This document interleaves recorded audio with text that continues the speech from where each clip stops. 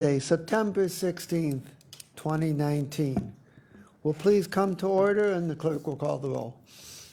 Calling the roll, Mr. Miller, Here. Mr. Tuma, Here. Ms. Simon. Ms. Simon is absent at the moment. Mr. Gallagher. Here. Mr. Schron. Mr. Schron is absent at the moment. Ms. Brown.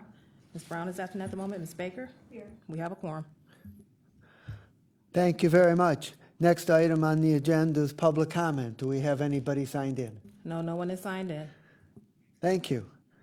And item number 4 is approval of the minutes from the July 29th, 2019 meeting. Those minutes are in your packet. Do we have a motion?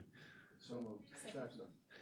Okay, it's been moved and seconded for the approval of the minutes from July 29th, 2019. Any further discussion? Hearing none, all those in favor say aye. Aye. Any opposed say no. Ayes have it, and the motion is agreed to.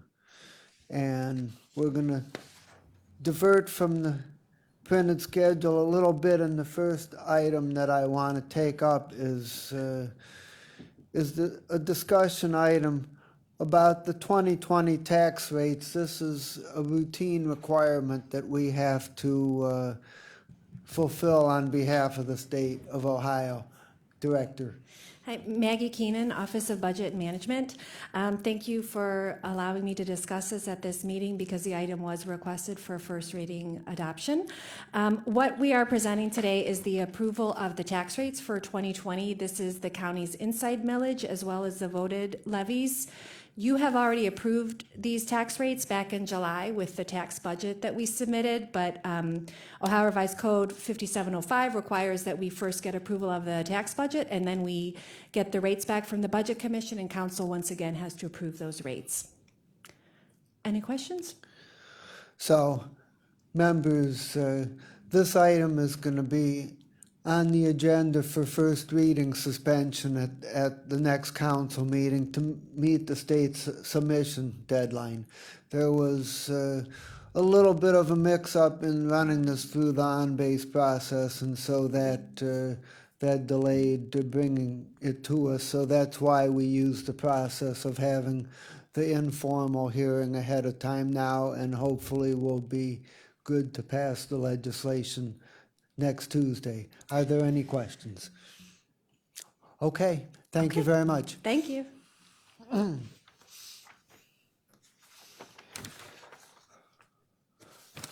Okay, we're now going to revert back to the regular schedule. Item number 5, matters referred to committee, Resolution 2019-0175. Resolution number 2019-0175, authorizing an amendment to contract number CE 1400246 with Pure Place Networks for maintenance for a cloud-based comprehensive case management system for the period 8/4/2014 to 7/31/2019, to extend the time period to 7/31/2024, and for additional funds in the amount not to exceed $1,013,100. Good afternoon. I'm Matt Bender. I'm with the I'm the Web and Applications Development Administrator for the Department of IT, representing Department of Health and Human Services. Can we put the? Thank you. We're seeking our 6th amendment to the county's contract with Pure Place to continue providing hosting and maintenance services for the case management systems used by 2 divisions within Health and Human Services, which are the Division of Senior and Adult Services and Family and Children First Council. The solution, Pure Place, was selected through a competitively bid process, RFP process, in 2014.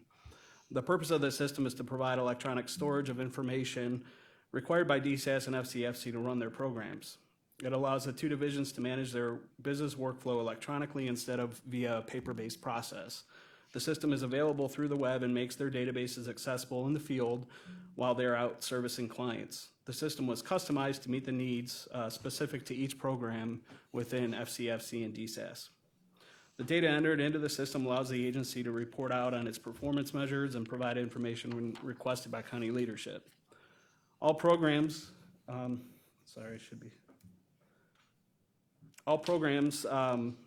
within DSAS and FCFC use Pure Place to manage their business. This allows a high level of integration between programs within each agency. Though through integrated data, we can see a holistic view of each person within each program, which allows us to see if a client is being serviced by another program within the division to establish better coordination of services for that individual or their family. Data for the FCFC division is kept in its own separate databases due to confidentiality concerns, but still allow the division to achieve a holistic view of their data. The system features are listed on the board here. Generally speaking, most case management systems provide similar functionality in terms of storing demographics, referrals, assessments, service plans, case notes, et cetera. But we do have a few unique integrations that we had the vendor build for us in this solution, which include our home health aid scheduling system, which is an automated process to send out schedules to home health aides while they're in the field so they don't have to come into the office to get their work and their assignments. They're able to access the system while they're in the client's home. We also have 2 modules for client billing. For some of the DSAS programs, there's a very small fee that the clients are responsible for paying. So the client billing module allows us to generate invoices and send those out to the individuals that receive services by the agency. There's also a provider billing component to it that allows us to manage our contracts with service providers that are roughly $5 million annually at DSAS. So the details on the amendment, we're looking for a 5-year extension to the contract with this vendor. This would be for both DSAS and FCFC operations. We were able to secure a renewal at fixed pricing with no increase in costs from the previous term. The fixed costs annually are $122,600. And then we have optional costs that will not exceed $80,020 per year to allow for expansion of licenses, additional service providers, or system enhancements as needed by the organization. I appreciate your time and open for any questions. Questions by my colleagues? I'll note that Ms. Brown has joined the meeting. Thank you. Do you have a question? Okay. Will this have any effect on ERP or any incorporation there? Not necessarily. I mentioned a couple of the billing modules that we have, but the agency will use the same accounts payable, accounts receivable process in the ERP. So this is kind of upfront work that gathers all the information before it hits the ERP. And have we made efforts to determine how user-friendly the workers find these systems and to get feedback on their improvement? Yes, both agencies are very satisfied with this product, and we've talked with them on the renewal process, whether it makes sense for us to continue to work with this vendor. And they really like the service that they're getting. They like the platform, the ability to access the information anywhere via the internet has been really great and transformed their operations. This has been a really successful product for both organizations. Ms. Baker. Thank you, Chair. I'm just, if you can just clarify the dates. You said this is the 6th amendment? Yes. So it's from 8/4/14 to 7/31/19. Were those amendments within that period of time, or at least the first 5? Yes. Okay, so is it every year you amend within It the was contract? approximately, we could get more detail and provide that to you, but there was an amendment initially upon the initial development of the system that extended the development time. So one was just an amendment for time, and then there were, I think, 2 amendments for annual maintenance. The system went live in 2015. I think there were two amendments for maintenance, and then another amendment to bring FCFC onto the solution. Okay. And then another one to provide for the optional, those optional services, which they've been able to leverage over the past year. So this 6th amendment for the next 5 years, will there be amendments within that 5 years, or do you think this will take care of the 5 years that you're asking for? This should take care of it. And if I may, and the 5 years prior, it was still the same amount, no increase, did you say?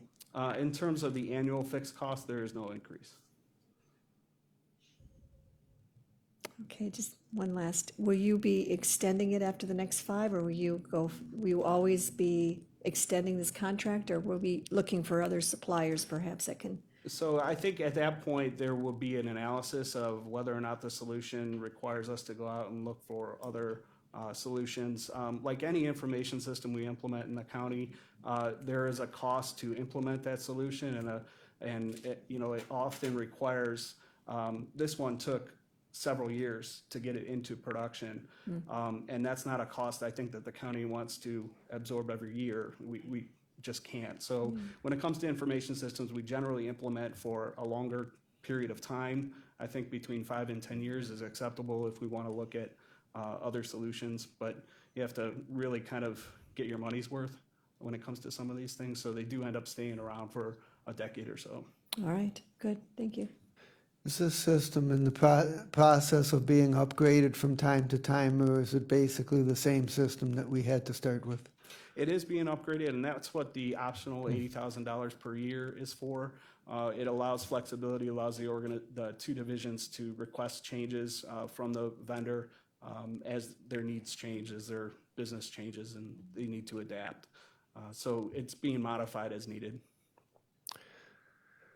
Since we're already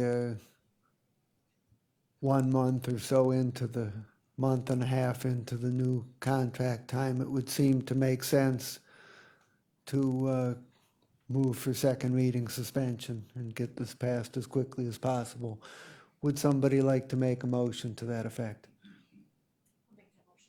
Okay, it's been moved by Ms. Baker and seconded by Councilman Tuma for passage with recommendation for second reading suspension. Is there any further discussion? Hearing none. All those in favor say aye. Aye. Aye. Any opposed say nay.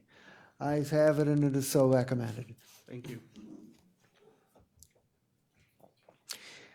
And next we have Resolution 2019-0205.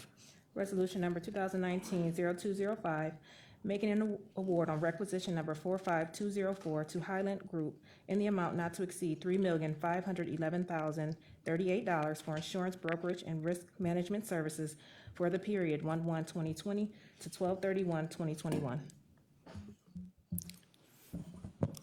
Good morning, or afternoon, excuse me. Jonathan McGorry, Assistant Director of Law in the county's Law Department.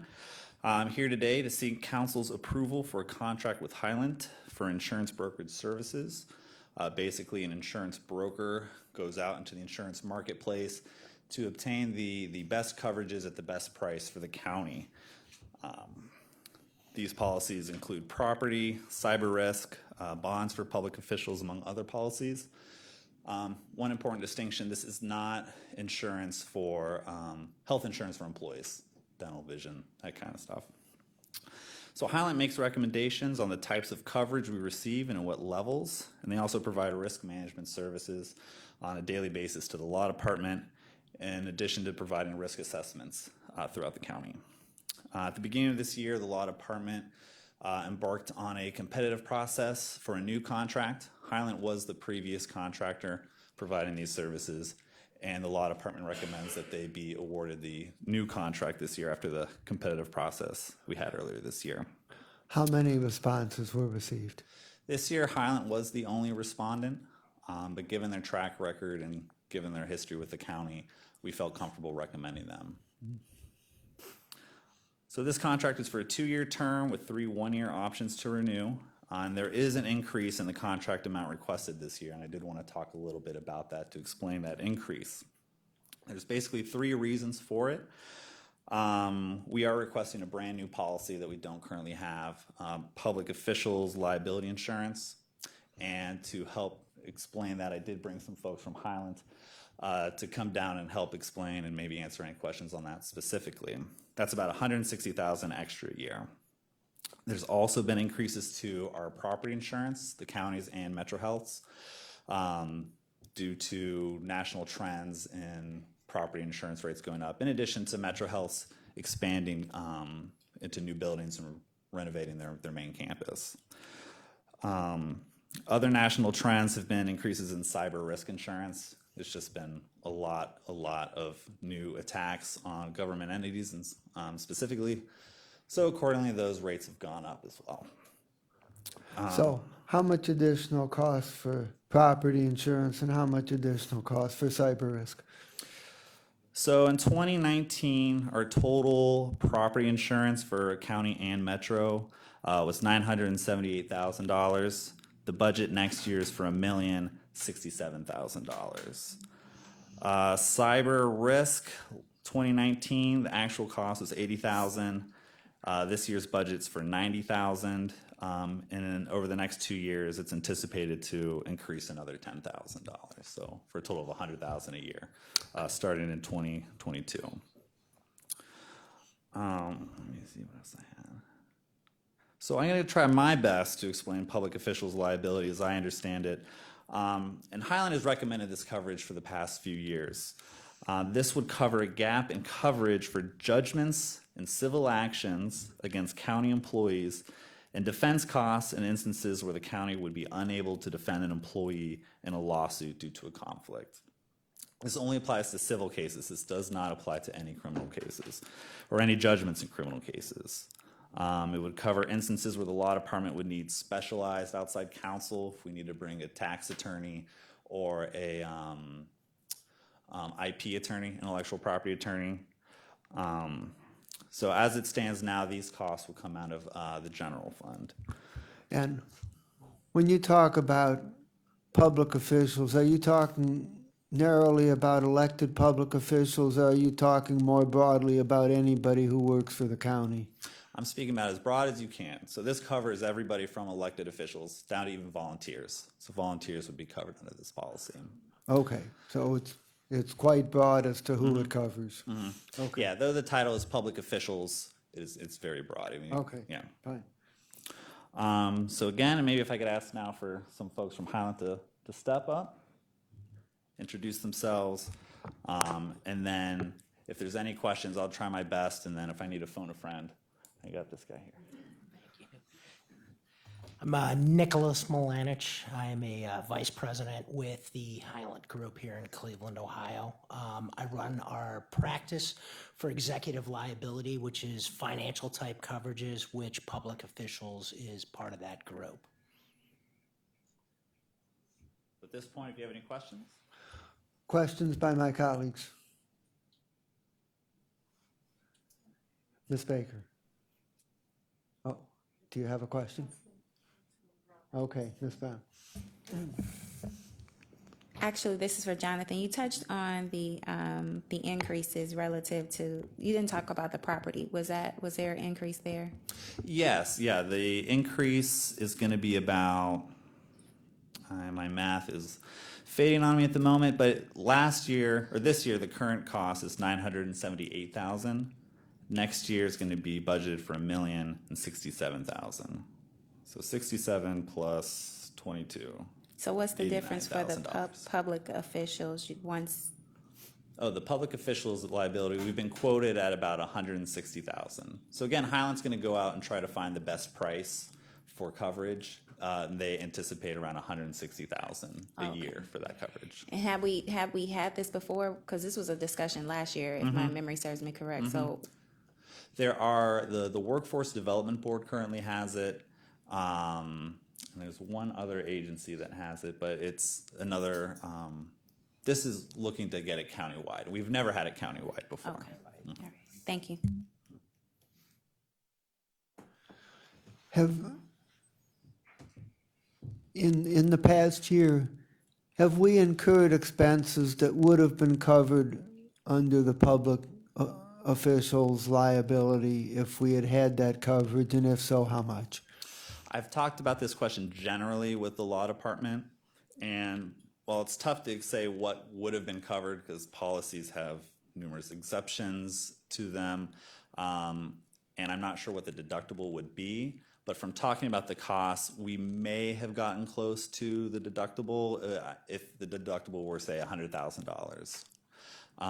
But without knowing the deductible, without knowing any of the exceptions, it's hard for me to guess. But I would say there definitely have been expenses where there's been a conflict and the prosecutor's office has not been able to provide counsel where the county is required to provide counsel. So you're saying there have been expenses, but maybe not enough to exceed the deductible? Correct. So you're primarily trying here to protect the county from a big loss, not from a relatively modest garden variety kind of expenses. Is that correct? Correct. This is, similar to a car insurance policy. You hope not to use it, but basically if there's a large judgment, that would be the one thing we would be worried about. If there's the defense costs, because we do have a prosecutor's office representing the county, we're going to be covered there 99% of the time. But if there's a civil lawsuit against a county employee and for $1 million, that would be covered under this, generally speaking. Any further questions? It seems odd that only one insurance company would bid on this. I mean, insurance companies they're out there, and this seems to be not an unusual. So why do you think that we just had the one insurance? Through the chair, I was honestly surprised too. We received, it was 3 or 4 responses the last time this went out for a bid. I did some research to try to find as many local and national entities that I could to provide a response. And then afterwards, I sent out a questionnaire for folks that didn't apply, why didn't you? Yeah. Some of them just said, we don't provide the brokerage type services. We specifically just provide the policies. Hi, I'm Todd Schreck. I'm with the Highland Group. I've been there for 22 years, have a background in risk management and insurance consulting. To clarify, maybe, is that we bring to the county multiple different insurance companies. We're an insurance broker representing the county in the marketplace. So typically, for every line of coverage that the Cuyahoga County is purchasing today, we're bringing at least 5 different quotes from various national and global insurance markets, just to be clear. That's helpful. Thank you. So, since this doesn't go into effect until January 1, 2020, would it be acceptable if this goes to full 3 readings? Of course. Is there a motion? So moved. Second? Second. Okay, it's been moved and seconded to refer Resolution 2019-0205 to the full council for second reading. Right. Thank you all. Any further discussion? Councilman Gallagher. If you would be prepared at the next reading to give us examples of concerns with the prosecutor's office and representation. And it's not, well, I'll come prepared. Yeah. Okay, anything else? Hearing none, all those in favor of the motion to refer to the full council say aye. Aye. Any opposed say no. Ayes have it, and Resolution 2019-0205 will be referred to the full council for second reading next Tuesday. Great, thank you. Okay. The next and primary item for the remainder of the day is the administration's presentation on the ERP system.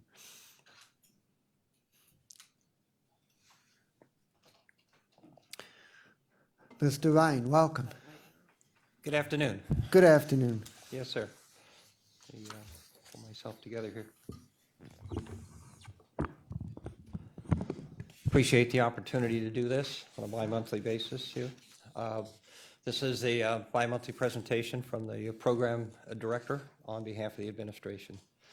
Wanted to, this afternoon, cover these items here, certainly the status of the program, some of the challenges that we have faced, the status of the N4 change order related to schedule changes, our finances, and then any questions that we have in closing. So, jumping right into program status here. We have seen several challenges that slowed or stalled our progress. And we're going to talk about, I'm not going to detail these at this point, but we will hopefully answer every one of these things as we go through the presentation today. We feel like we're addressing every one of those challenges.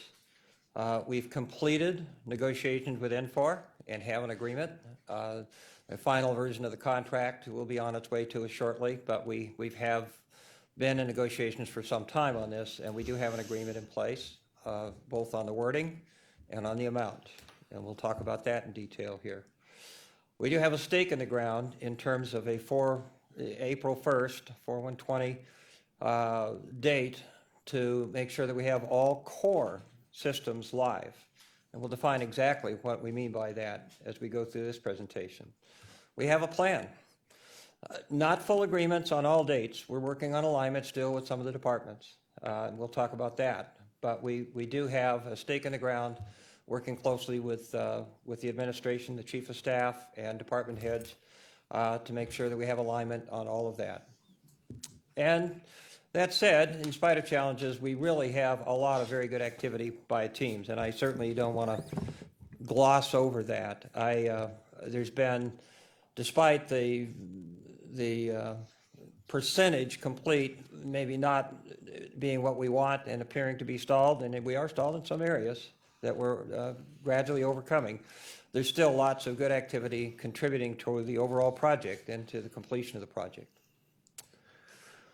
Okay, at this point, I'd like to stipulate that we've accomplished some things and move to page 5 on the challenges. And if we have time at the end to go through the accomplishment in a little more detail, we'll do so.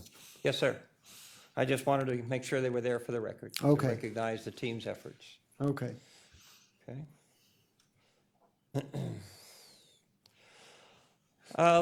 Challenges. I think that one of the biggest challenges that we've had over the last couple of months here since last reporting is just getting through the process of getting a final agreement in place with Infor on the contract.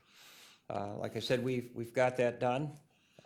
We will talk about that here in just a minute, but that has consumed a significant amount of project management time, of my time, and of some other team members' times. But the good news is we have completed that process. Stalled progress, we are working through in detail, clearing some of the roadblocks. We'll talk about what some of the remaining ones are and how we're attacking that. But we're attacking it by not only clearing roadblocks, but also narrowing the scope. We'll talk about that in a few minutes here. So narrowing the scope in this case means that we want to make sure that the most important thing that we do in the ERP program is to make sure we bring up core functionality that is the basis for moving the county forward, specifically in accounting systems and some critical HR systems. So some things you'd consider to be core, some things are more peripheral.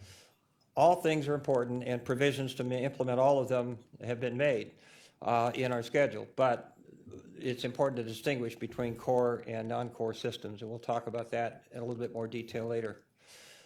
What does a stake in the ground mean? It means that on 4/1, we want to have all of those core systems implemented. And we've got clear executive management support and direction on that. And that's clearly communicated throughout the administration at this point. Yeah, and you have the council's support on that too. We think that is very important, that the 4/1 go live date for the core systems that we be bound and determined. Yes, sir. Thank you. Staffing continues to be a significant challenge. I can never underestimate the impact of that. Last presentation, we talked about in detail the number of positions that had either rotated or that we'd lost. Some of those positions have been filled, most have not. And I think that continues to be a significant challenge, especially for the fiscal department. We're certainly working through the process, or they're working through the process of trying to fill positions. But that's a major challenge as we work through an ERP implementation where you have staff working obviously their day-to-day operational jobs, and also expected to contribute to the ERP system. Not an insignificant amount of time that it takes to do this. Chief of Staff is fully engaged in supporting filling those positions, approving them. We're working with HR to identify people for those positions, and these are county employees we're talking about, not contractors predominantly here. So we're trying to fill vacancies both for fiscal and HR and IT. Some serious vacancies there that have contributed to some of the challenges we faced in terms of scheduling. We still have the option of doing temporary contract resources where possible. In some instances, some cases, it's not really feasible to do that, just because of the expertise required and the authority level of the position. But we're certainly keeping that option open in areas where it makes sense. Reporting and communication. Myself and the project management team that I have, in a lot of cases, has been heads down, just working critical issues. Many of those are now resolved, but not all. But that's contributed to some slow reporting over the last few months. We are working hard to catch that up, and I think now that we've completed the contract negotiation with Infor, and we'll get that through the process, and are working the scheduling issues that we have, I think now we'll be able to do a much better job of reporting going forward. And we will catch that up and make sure that the council and the rest of the management team is provided with the right information that we need to make sure that we're accurately and in detail reporting everything that we need to report. We did reschedule some meetings, basically waiting till we had clarity on the CO33, the change order. Now that we have that, there's no reason that we wouldn't have any meeting necessary to support that and support the information that we need to report. We also had canceled some ESC meetings. I think there were some questions about that, the Executive Steering Committee for ERP. We really wanted to give the Chief of Staff time to get on board since he's now chairing those meetings. And that's was briefed as part of our organizational structure, and we're now doing that. The ESC is now meeting not just on a monthly basis, they're meeting on a weekly basis to get closer to what the requirements for ERP are and to make sure that the ESC is properly supporting those requirements. And I think going forward, I think one of the most important things that we still have to do is communicating a clear message to all of our employees, all of the stakeholders, all the departments. We'll talk about, I do have some stuff on the organizational change management, the OCM slide that I know we skipped over that, but just to circle back there, that's something I'd identified as a serious challenge in the past. We have done a full change management communication program, the startup. We've planned that. We're executing on that. That will only increase in intensity. Right now, there's some type of communication going on at least twice a week to a very broad audience across both executive and non-executive agencies. That includes emails, that includes WebExes. We just recently held a WebEx for non-executive agencies. I think we had about 50 people on the WebEx, some business managers and department managers. So we have ramped up that activity as promised. We need to get to a higher level, and we need to continue to push that because I think that's going to be key to our success, is making sure that people understand where we're going. So that's some of the challenges. The risks, just to identify specific risks here that we're working on. I already mentioned filling vacancies for fiscal and IT specifically. Continues to be a challenge and continues to be a matter of focus for the administration and for our program. A specific thing, completing the Treasury Management Bank reconciliation. We've had some system level issues around that. Remember, this was briefed last time as the bank reconciliation issues that the reason we're implementing bank reconciliation, let me take a step back there, is one of the reasons is to make sure we get our cash management under control. We have a 5-year-old audit finding on this. So implementing this piece of the solution is critical. We had some system level solutions that were blockers that have been difficult from a technical standpoint to overcome. Infor has contributed, they had, I think, up to 10 people working this issue at one point in time. We now have a solution, and as of today, literally over this weekend, that solution is being tested this week. And hopefully that will overcome the rest of the problem and allow us to finish testing. We're about 80% through testing when we discovered the issue and shut testing down. Hopefully we'll resume testing and complete that remaining 20% fairly quickly here. GHR Refresh, which is that project, their sub-project, if you will, a major effort to load employed data and get it right for payroll and workforce management, the timekeeping system downstream, is still on track, about a week off here. And I've got, I think, a slide that talks about that a little later, but we're very close to on schedule for that one. And due to the tremendous efforts, really, of the HR department and Infor together here, including weekend work, night work, team has put just an over-the-top effort in place to try to keep this on schedule, and they're doing well with that. So that's a risk until it's done, but it's also in pretty good shape at this point. Agenda manager testing, we have an error in the on-base agenda manager area that really requires that we get third-party support, which we're in the process of trying to get that in place. That requires a Board of Control action, which requires an official termination agreement from Highland. We've, as recent as last week, I personally was on the phone with Highland to find out where that was. They intend to issue that termination agreement. They will not require any additional payments to make that happen. We do have some outstanding invoices with them that are going to require payment of that as a requirement to issue the agreement. They're just trying to confirm the wording with their legal department, and they'll get that over to us here shortly. So I'm hoping to see that agreement this week. Once that's in place and we get it in front of Board of Control and get a third-party support agreement in place for our on-base and agenda manager products, we should be able to move forward and fairly quickly with that support resolve the really one outstanding issue that we have at this point. So we'll get the contract in place, we'll solve that problem. Just agency-wide involvement, I think just the continuing push to make sure that we have a broad audience, much broader, as I'd mentioned just a minute ago, involved in ERP, knowing where they're going, knowing what the changes are. We've got a full court press underway for that. Now it'll just increase in intensity to make sure that we're communicating.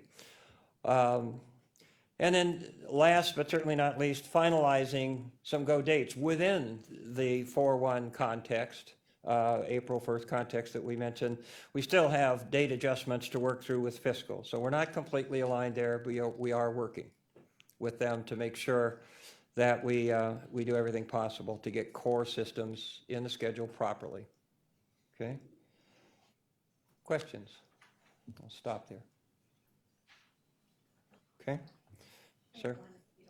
Oh, I'm sorry. I think earlier, didn't you say that the fiscal and IT, you were filling those and that you had positions in fiscal of, from memory, 5 placements, and in IT you had 3?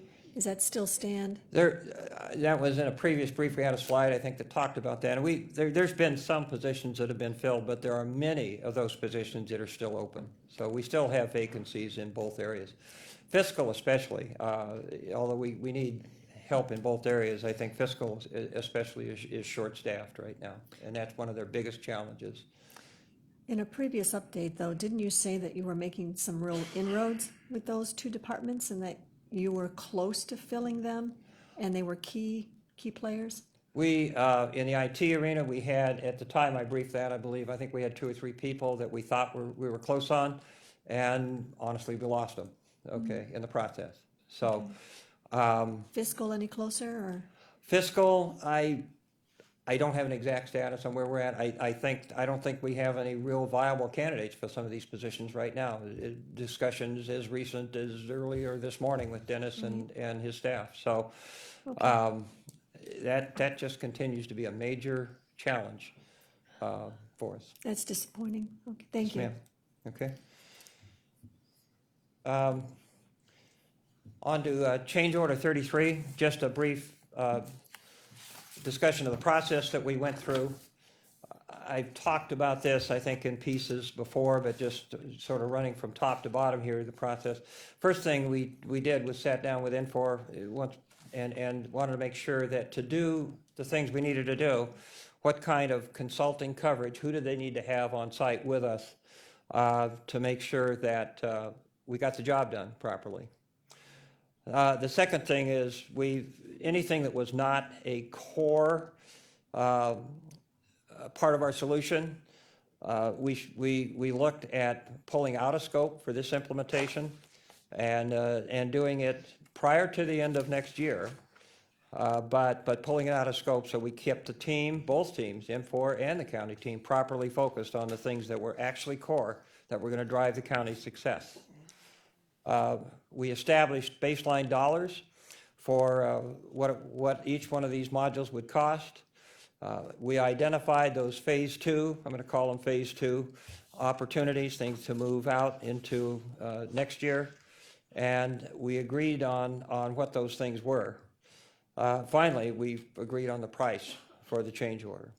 Okay, so that was the process we went through. This chart right here, you've seen this before, I think, in previous versions of this. This was the final agreed to contract or consultant coverage from Infor in terms of that they used as the basis for their pricing, and that we agreed need to be on site for us to be successful. The actual change order numbers themselves here, and I have a let me just grab something right quick here.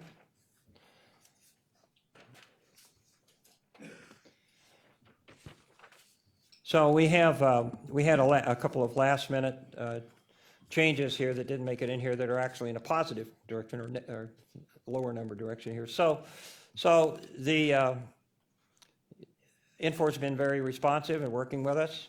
Okay, we started out with with the number that you see there is the highest number that was ever discussed with them. We negotiated $641,743 reduction from that number to get to a baseline. And then Infor provided us with the ability and the numbers that we negotiated to take out of scope those things that would be considered non-core by both HR and fiscal. So the final number that we have in the contract right now is $2,963,462. So that's $641,000 less than the highest number that was briefed. And if you compare that to the number that my estimated number, emphasis on estimated, from my 715 brief, I had estimated the value of the contract to be $3 million, or the change order, excuse me, the value of the change order to be $3,705,225. So currently, the number that $411,000 number that's listed in the slide is actually incorrect because we had another reduction after this slide was published that I didn't catch. We're actually about $745,000 under what I briefed in my 715 brief when we got to the $2.9 million number for the change order. Okay. So the actual value for the contract going forward will be $245,367, and that's with all the core work being done by April 1st as an assumption under that contract, with 60 days of post-go-live support for some modules after that. Okay, so those are the negotiated numbers, and that's where we stand. Apologize for the two typos that I have. I will send a corrected version of that. So Questions? you said there are a couple things that were not included in here. Are those the things you brought up now, or is there something else?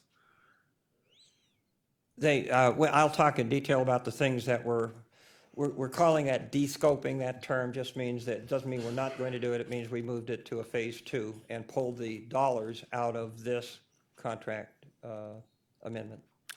So 15,245,367 is the final number, Yes, sir.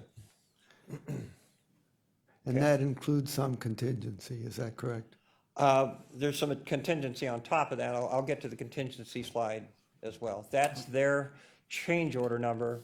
There's a recommended contingency that we've talked about of an additional 20% of the change order value, not of the 15 million, that we feel needs to be there.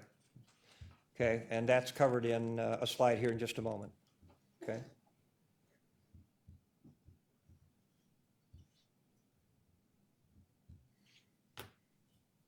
Other questions before I move on?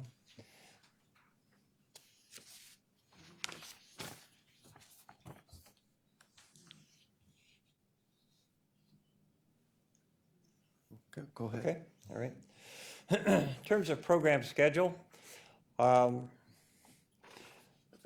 what I talked about a phase 2 strategy here to take things that were non-core out, and also what's the plan? The plan, this is a question that I think a council had addressed to me before that I said I would come back and talk about, is what about what happens after this ERP implementation? What would be core phase 1 here? What would be core phase 2? So the things that we're removing from this implementation, we have an opportunity to look at alternative contracting approaches for those items. Right now, we have a deliverables-based contract. We have the opportunity to move to a time and materials for possibly better control over what we're doing, at least looking at that as an option. We have the option, and that could be done with an additional change order in the future to help us with those items. And also, we ought to take a very close look at doing as much as we can with in-house staff. If we get those IT positions filled that we talked about a minute ago, then we have a much better opportunity to take some of this work on ourselves and save the county some significant dollars. So that's part of all the planning.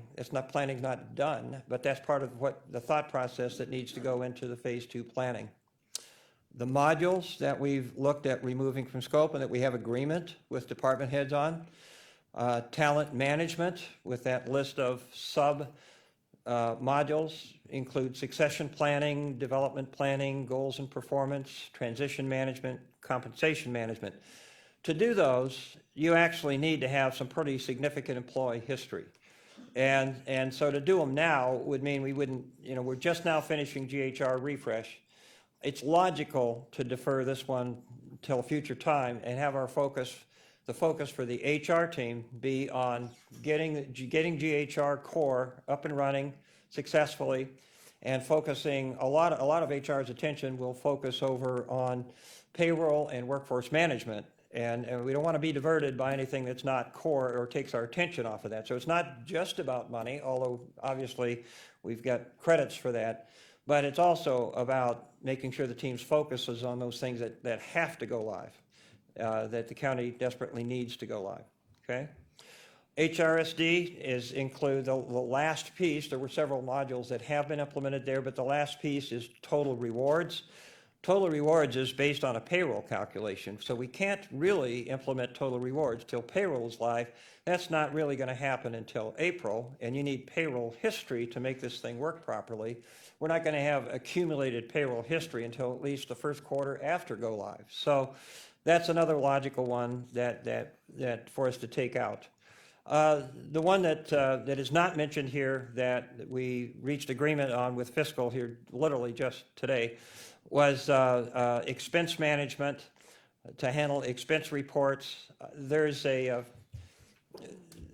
couple of things. There was a $329,000 price tag associated with that one. We felt that we should look at how we can do that possibly for less money in the future. It's not a core application. We have a process that we can pay expenses through accounts payable, similar to what we do now. It means that we have a paper process that will continue for some time until we get that resolved. again, the thought process is that all of these things would be completed before the end of 2020, but we would not take our focus off of the core things. So it's a matter of focus as well as saving some budget at this point in time. Okay. I apologize for the eye chart here a little bit, but this was an attempt to kind of represent where we are. You can see the legend and color coding here in terms of where each of these systems are. For at least for this presentation, I wanted to use this approach versus putting a Microsoft project plan up. We will get our Microsoft project plans up to date, and if that will be in the monthly report. But with the negotiations that have gone on, we've got some work to do to make sure that we align that project plan properly with everything that's been negotiated and talked about. So it'll be in the monthly report. It'll be out this week. Okay. What this shows, obviously, all the green stuff is stuff that's been done, and there's a lot of positive stuff there. Pure red, such as the item and agenda manager, that's a risk item that we just discussed. That's why that box is red. We can't finish user acceptance testing. There's just one piece left, but we can't do that till we get that issue resolved and that contract in place so we get the right support to resolve the issue. Treasury, that's the other one that we discussed as a risk item. That red box for the Treasury UAT is that issue that we'll see if that box stays red by the end of today, actually. So it may turn green, and we may be able to proceed with our testing. So that's why those things are red in this chart. The things that are sort of yellow-green are things that are in process, that are not really problems, they're just in process. But the items that probably need identification here are the items that are red-yellow, and that's where we're late or we think we're behind. And you'll notice that most of those is this area where we've really got the solution in many cases, especially for the next go live. The solution is kind of in a box. We have some open issues that need to be resolved, but the bulk of the solution for the next go live is ready. Where we are short is still getting users, getting business managers in both executive and non-executive agencies engaged. And that'll be the full press for me personally going forward. Now that we've got our Infor contract pretty much out of the way, and we'll get that obviously through the council process and the approval process. But the focus is going to be on training, user involvement, user communication, agency communication, and those are specifically colored late or red-yellow for that reason. We need to do that. The items, the next phase of fiscal items in the lower right-hand corner, I've got a note there that says we're working with the fiscal team to agree on go-live dates. We still don't have full agreement on exactly how to roll that out, and there's some possibility that there's a couple of those modules that they may want to defer on as non-core. But that's a discussion with fiscal that we haven't completed, and we'll certainly inform council as soon as we get those done. In no cases, well, I'll just leave it there.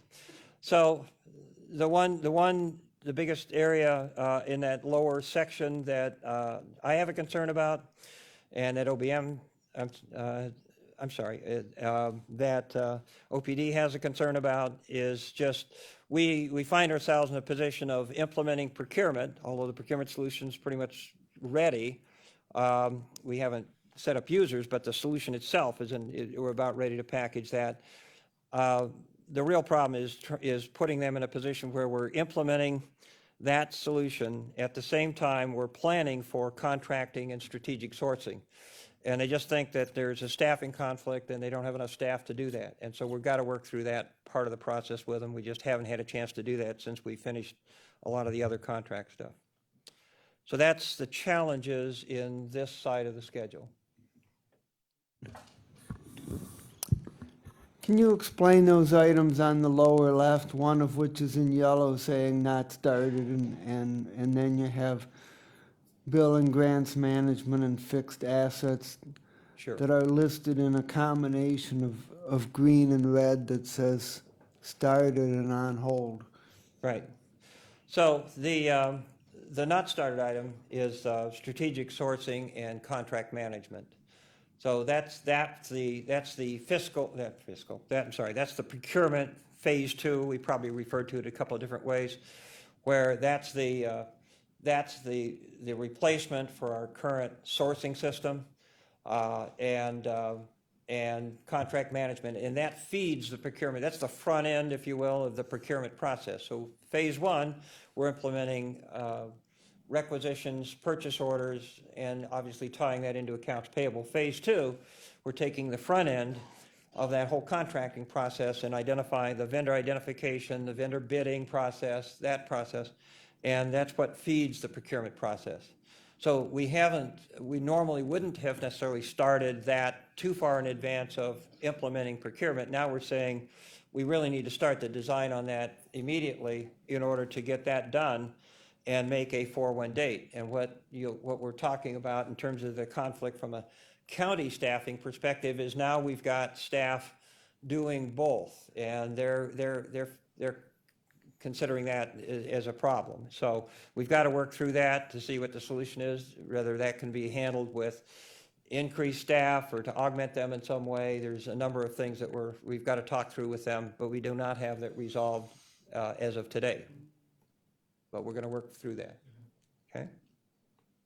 The other items down there, I'm sorry, I mean to skip over that. The items in green going to red, it just means that those items, there's been some groundwork done on those, but we brought that, we didn't continue that because the same people from both teams, the same people that would be working on those items are also working on the other fiscal items. Now we're about to open the gate on that and start work to take those off a hold and start working through that. I would point out that in a couple of cases here, we've got some challenges. So for example, in grants management, the grant manager is one of those people at fiscal lost. So there is nobody in fiscal right now that's primary focused on grants management. So those are the kind of things that cause us to move a little slower. So again, that's why this whole block has some question marks around the date, or that red circle around the date, is we've got to work through those with fiscal, in all fairness to that staff, and I don't want to step in front of them here and say that we have a solution when we haven't finished that discussion process with them. Okay?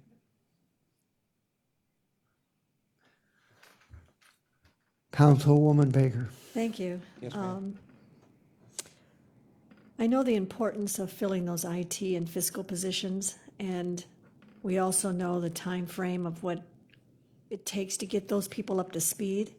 So given the unfortunate that we don't have who we thought we might have had to get on board and jump in and start learning what they need to learn, how realistic do you think it is starting again, trying to fill these positions in IT and fiscal, when it's been a problem pretty much from the beginning of trying to fill what we need to have in order for them to apply and go through the process and be background and all that takes a couple of months, I've heard, or more.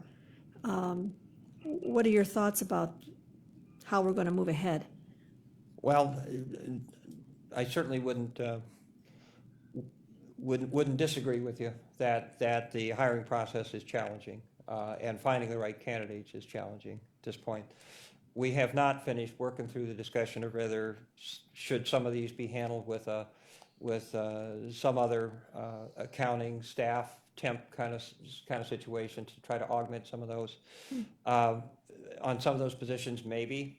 In all honesty, I haven't had a chance to finish working through that discussion with Dennis, so I'm not going to stand here and say that I have.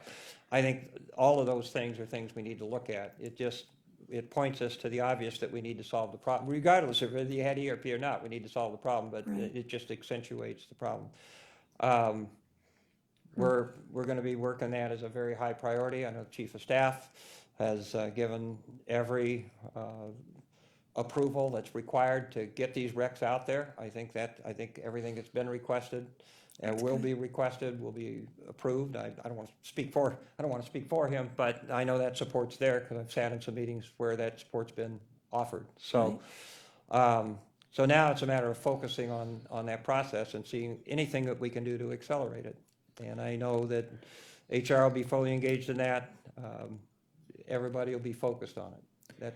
That's really the only answer I can give you at this point. All right, thank you. I just thought we were closer, and today we're hearing we're not, and I know how important that is. Yes, ma'am.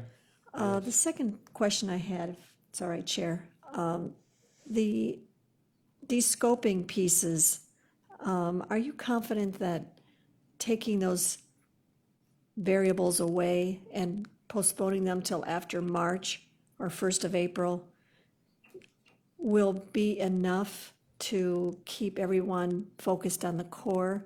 Because it seems, as you laid out here today, those tasks are on the back end of everything, that we wouldn't be doing those anyway until we got very close to the end, or maybe in some respects not even have, like the total rewards Right. and some others that you mentioned. I'm wondering if taking some of the last efforts of this implementation is really going to make a difference between now and the end of March.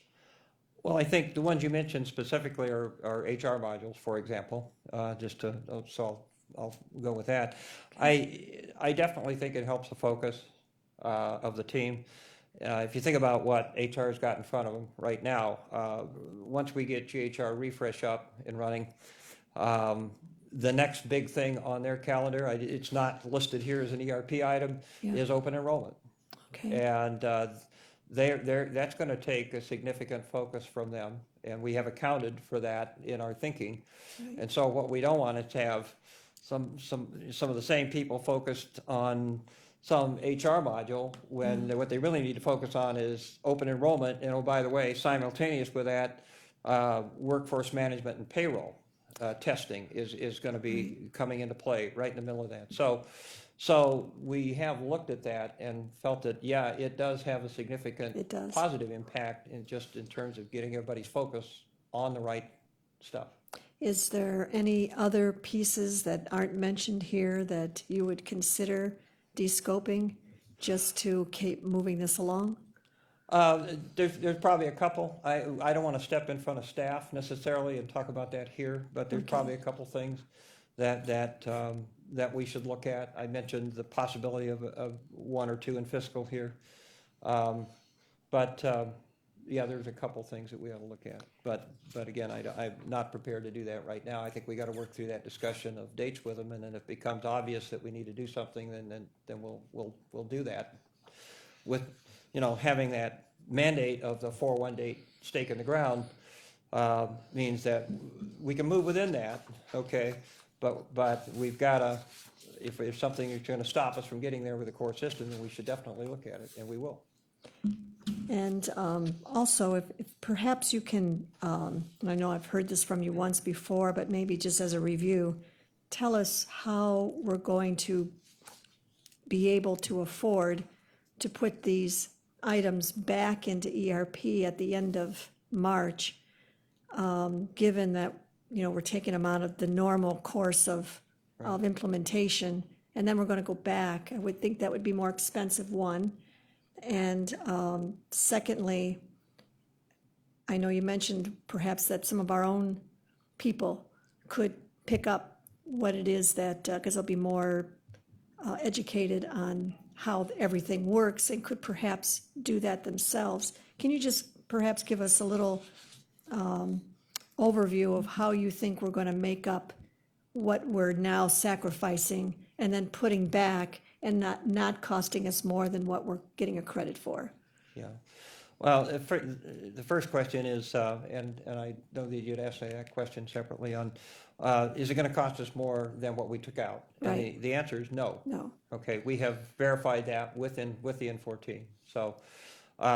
So we're not going to be any more expensive than we were. Then the question is, how much under those numbers can we come? And I can't answer that today, but I think that strategy slide that I had up a minute ago where we talked about alternative contracting methods, time and materials versus deliverables, doing it with our own staff, those kinds of things, I think that the county would be prudent and will be prudent to look at, to see what we can do to minimize the cost of those. So the hope is that not only is it not going to cost us, excuse me, more, but that we can bring some of those costs down by being smart about how we plan for the future.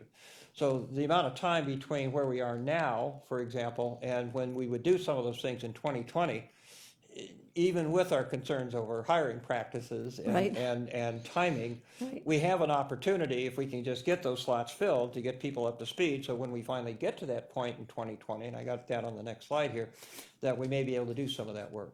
So worst case scenario, if we're still struggling with filling positions and we're still strained and trying to keep things going at a good pace, the worst case scenario is it won't cost us any more. We should be able to implement what we didn't do now without any additional cost if we had to farm it out or have assistance.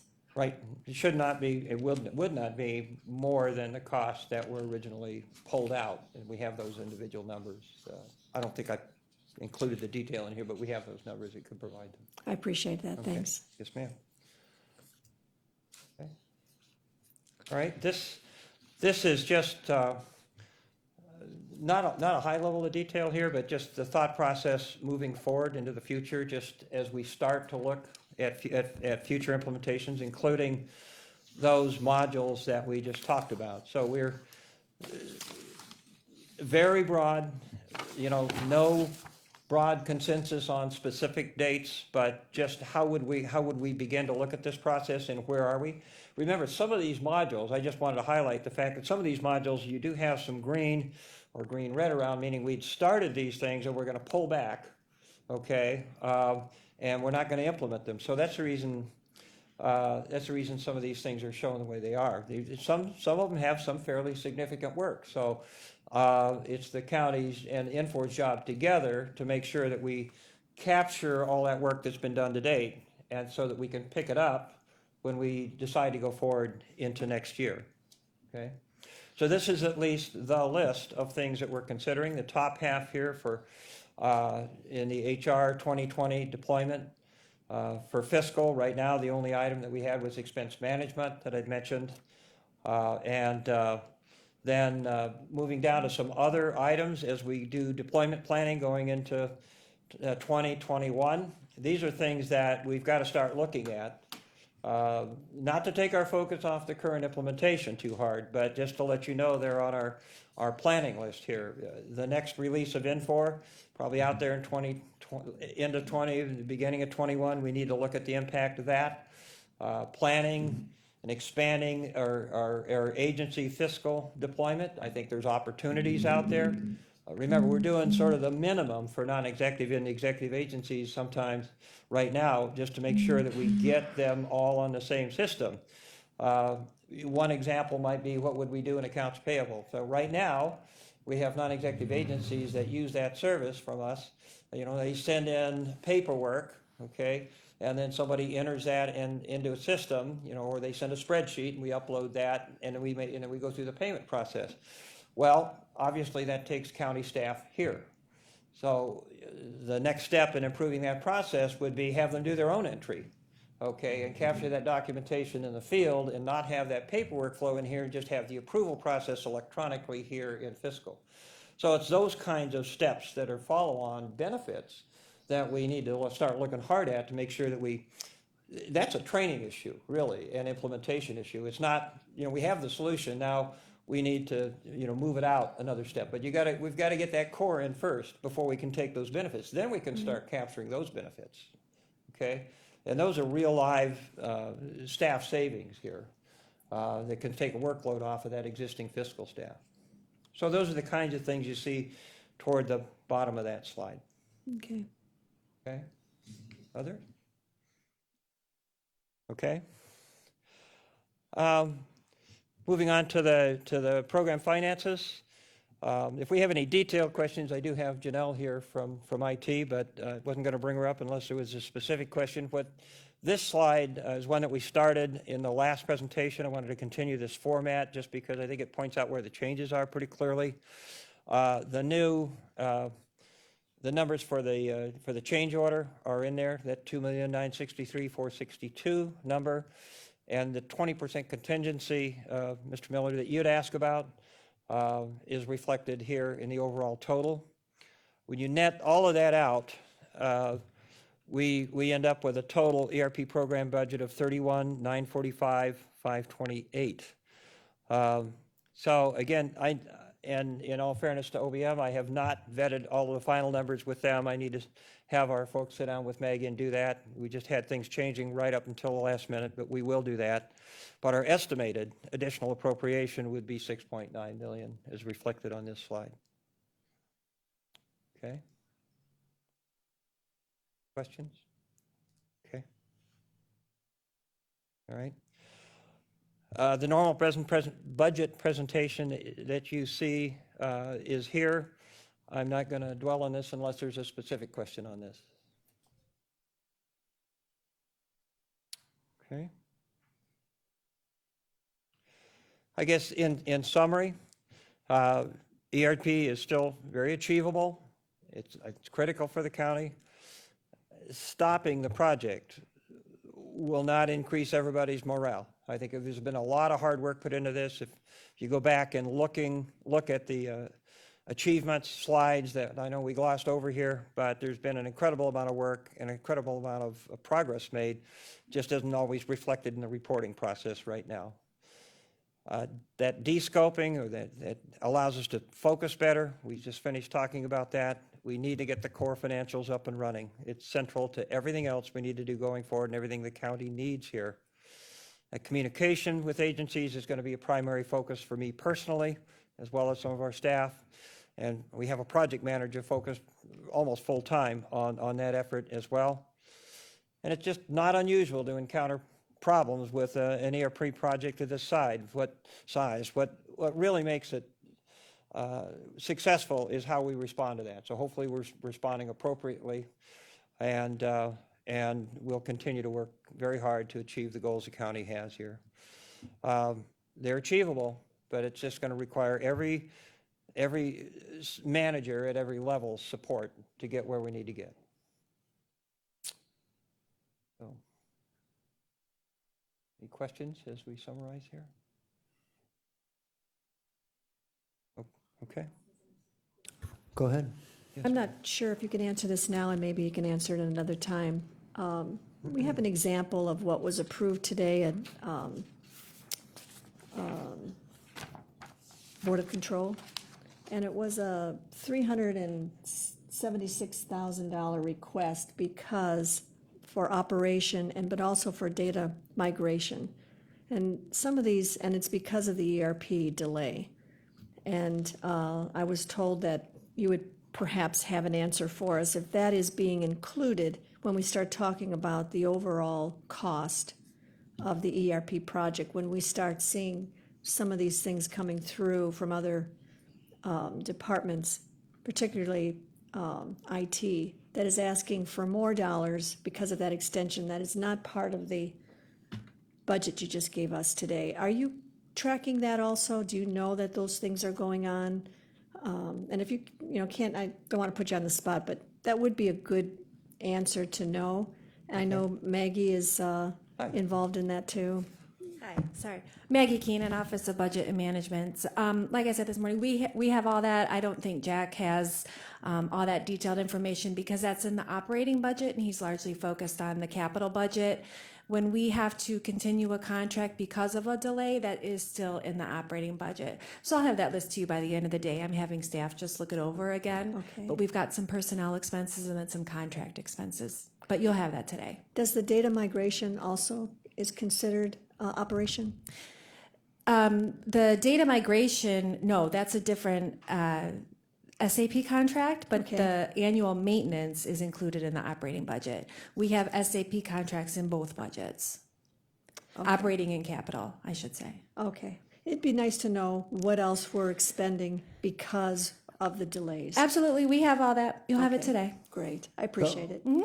So Director, what you're going to provide us is a list of additional expenses that we've occurred due to the delays in the ERP project, but that are not included in the ERP capital budget, but rather are part of the operating budget. Is that correct? That's correct. We have expenses, it's largely in, sorry, I'm connected, IT, fiscal, and HR. Makes sense. Okay, thank you. Good question. Thank you. Thanks.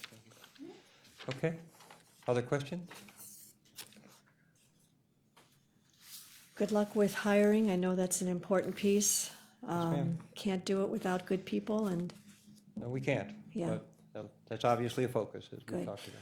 So the next go live is the GFR refresh Yes, sir. schedule listed on here for 9/27. Do we still have a shot at 9/27, or is that going to fall back a little bit?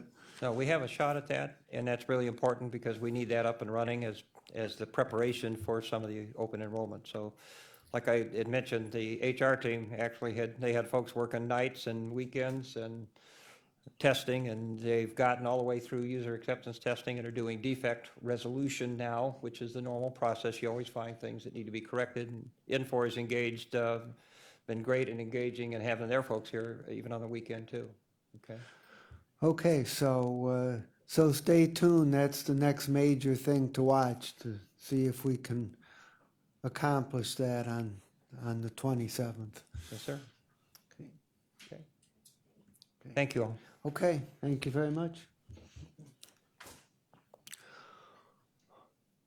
Okay, well, that